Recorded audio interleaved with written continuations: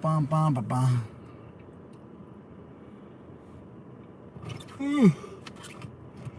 Ugh.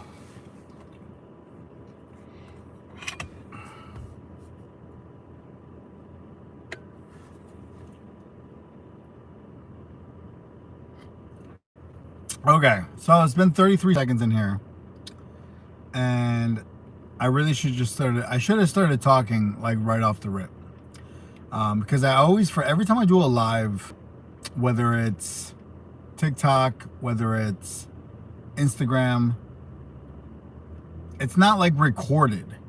I guess you could put your settings on recording, and then Devin, what's going on, man? I guess you could put your settings on recording and then post it, but I don't do that. I just live stream on TikTok and Instagram and just let it rock. Which is nice because you can literally just hit live and you don't have to do anything. I guess technically I don't have to do anything here, but YouTube records their lives, and then it gets posted. So I always forget that. So the first 30 seconds of this live, I basically didn't say anything, which sucks because you have to say something right away to be engaging and have people like be like, oh, I'll stay. So this particular live might not be that much interesting to people. Now it is because I'm talking, but people don't care really.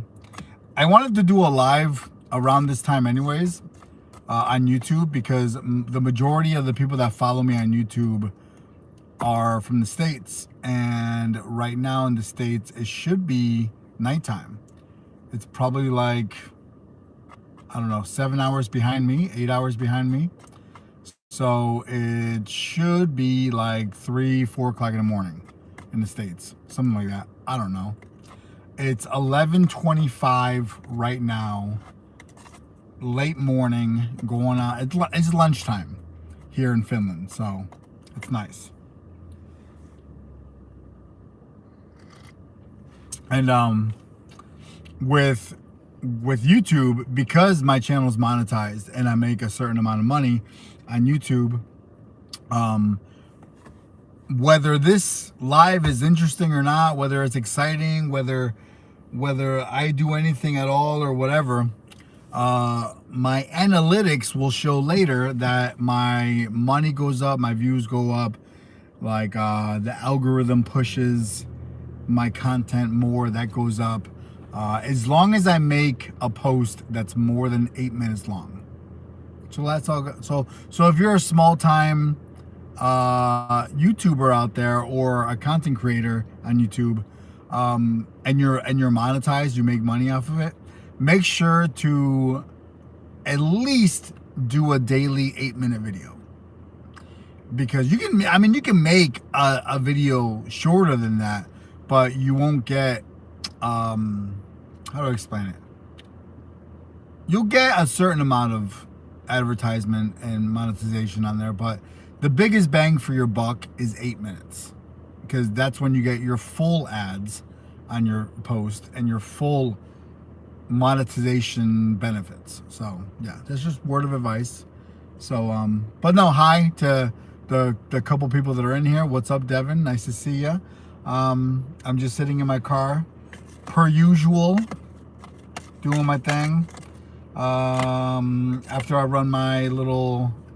have my little day today, I gotta go to the gym, and then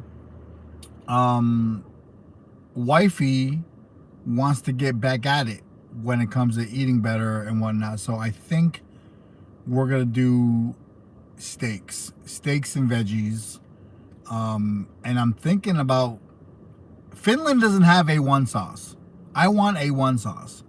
If you have a good steak, you don't need sauce. Yeah, I do. I don't care how expensive a steak is. Sure. Is it delicious? Sure. Does it need anything else?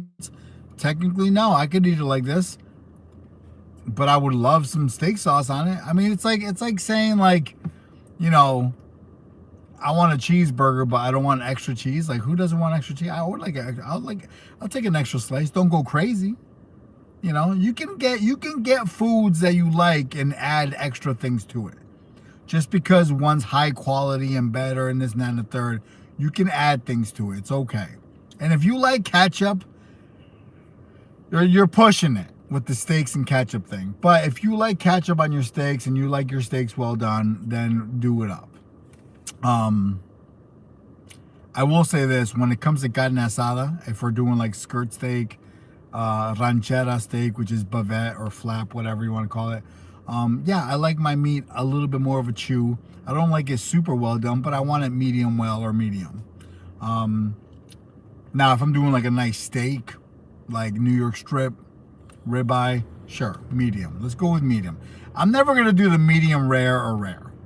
I'm just not, like, I want my shit juicy, but not, you know what I mean? I don't want to be drinking fucking hemoglobin or myoglobin, whatever the hell. I know it's not blood. I'm a butcher.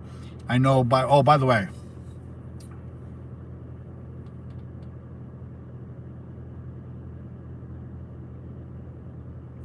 go follow Campus Meats on any platform you want. But yeah, like, I know it's not blood, because when the steer, the cow, but it's not a cow, it's a steer. When the steer is going through the slaughtering process, it's completely drained of its blood. So there's no blood in it. It's not, when you eat a steak and it's pink in the middle and it's oozing red juice, it's not blood. It's myoglobin, myoglobin, something like that. I don't know. Listen, I'm not gonna sit here and tell y'all I'm like this super professional expert butcher. Okay, I just know how to be a butcher. I know how to do butcher things, and listen, we can learn together. If I don't know something fully, guess what? I'm gonna still answer the question. I'm gonna say what I think it is.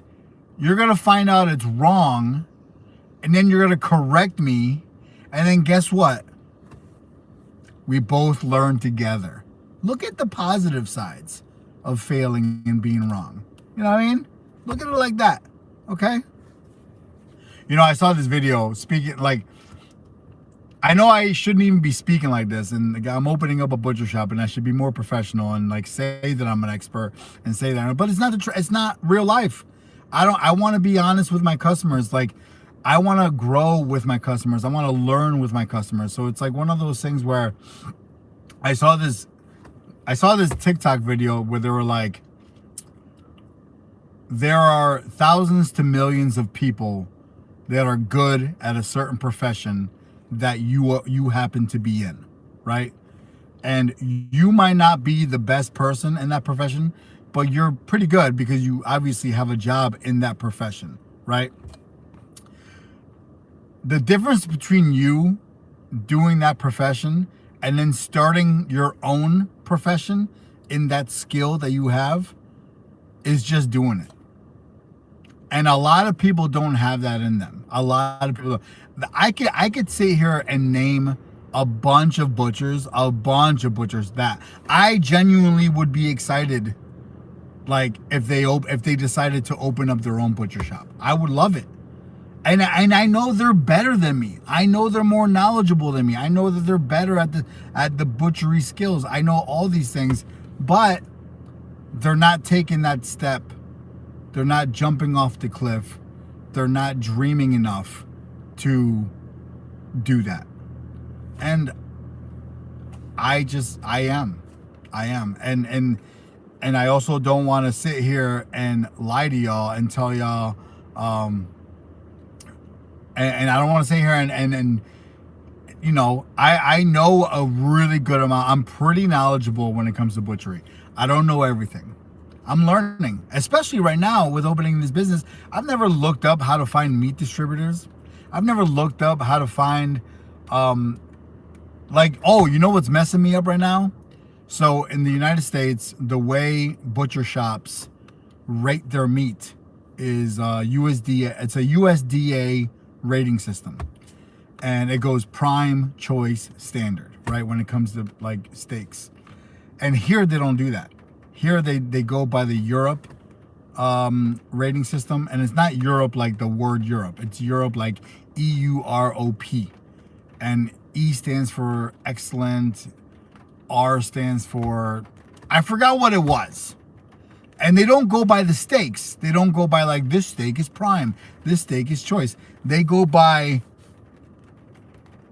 this steer, like the whole animal. This whole animal was raised like this, so it should be this. Will it come out like that when you cut it and you cut into steaks? I don't know. It might not look like this, it might not look like that, but this particular animal as a whole was raised like this. Oh yeah, I'm in Finland. Sorry. I am in Finland, and it is 11:30 right now in Finland. I don't know where you're at, Andrew. Erica, thank you for clarifying. I'm assuming you're in the States. So a lot of my YouTube following is from the States. So it's different talking on here because Virginia, good old Virginia. Oh wow, it's interesting that they rate meat like that. Yeah, it's pretty, I mean, it honestly makes better sense because here's the thing. We'll get like a shipment. Like nothing's guaranteed, even in the USDA, even in the States. Like the way, like for example, let's say I'm a butcher shop owner, and I'm in the States, right? I'm in the States.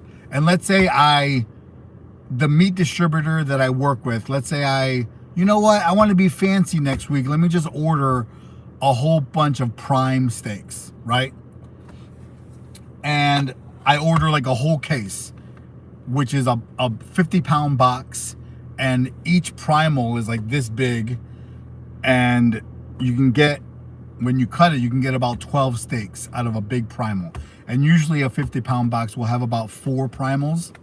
So let's say I do that. Let's say I go out of my way and I specifically order a box of prime ribeye, right? And prime is the beautiful looking steaks with all the nice little threadings of fat, like it's prime. Sometimes, even when it says prime on the box, even when it says, we don't have x-ray vision, even though this particular steer was raised to be prime and it's labeled prime, it might not come out looking like prime. It might look like a choice, you know? And vice versa. Sometimes we'll order, the best is when you order choice and it comes out prime. You're like, yo, I'm about to buy a bunch of these because they're choice prices and they look like prime. So it's like a toss up. I actually prefer this rating system better because it's just telling you, it's just more common sense. The US way is kind of like saying, like, it's almost insinuating that it's guaranteed prime steaks when it's not ever guaranteed. More than likely it is, but it's not guaranteed. Where in Europe, it's just saying the animal was raised prime, and that's it. And they know whether or not it's gonna come out prime, but they don't do that. They don't say, like, they say they advertise more so like the way that it was raised. So people in Finland are more proud, or people in Europe are more like, they showcase more so how the animal was raised, as opposed to these steaks are going to come out like this. So you can really see the difference between like a capitalist country and a socialist, more liberal country, you know? Because in capitalist countries, I don't care about what the animal, how it was raised. Like, is this prime or choice? That's what I want to know. And over here, it's like, this animal was raised the heritage way. Heritage means like the old-fashioned, like in the field, pasture raised, a mixed diet of grains, grass, like the natural way, you know? And they just say that. And if you want to buy it, sure. And it might not come out prime, but at the end of the day, whether it came out prime, whether it came out choice, you're still eating a steak that was properly raised. And that's what they're proud of. And I actually like that better, because it's like, if I go to a mom and pop farm and I buy some steaks, it's like I want to look at the steaks, and if they look great, then I'll choose it. And at the end of the day, like, I know this animal's raised the right way. Where in the States, it's like, I just want to go to Whole Foods and have a good looking steak. And that's it. You don't care how the animal was raised, you know?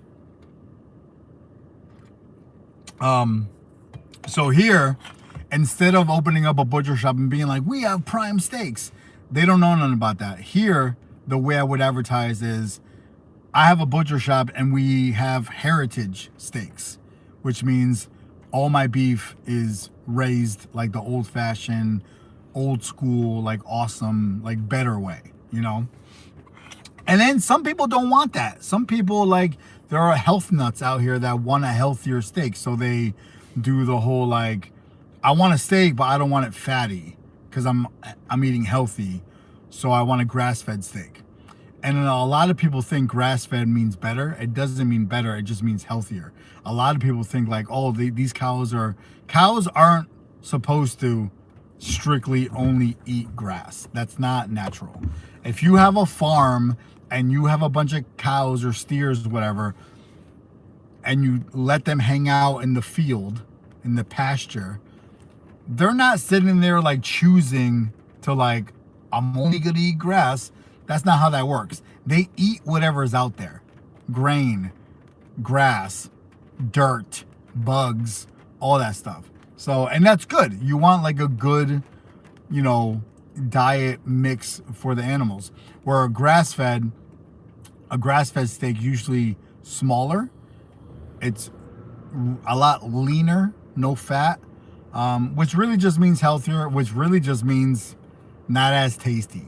You need fat, and what I mean by that is like you need good fat, like the melty kind that when you cook it, it melts into the steak. So next time you go to a store and you want to get a really good tasty steak, find the one that has the thinnest threadings of fat. Big chunks of fat isn't good. But when you see like little threadings, like little squiggly lines of like super thin fat, that's good. So, yeah. Anyways, this is going too far.